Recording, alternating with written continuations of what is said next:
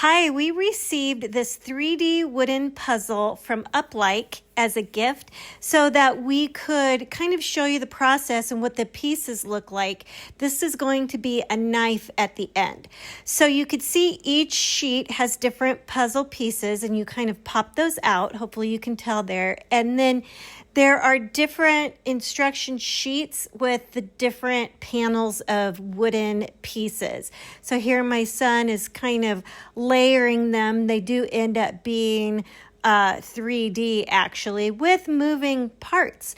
So this is the knife about a third of the way put together. And as I'm showing you here, there are movable pieces with this. Some of the pieces are larger.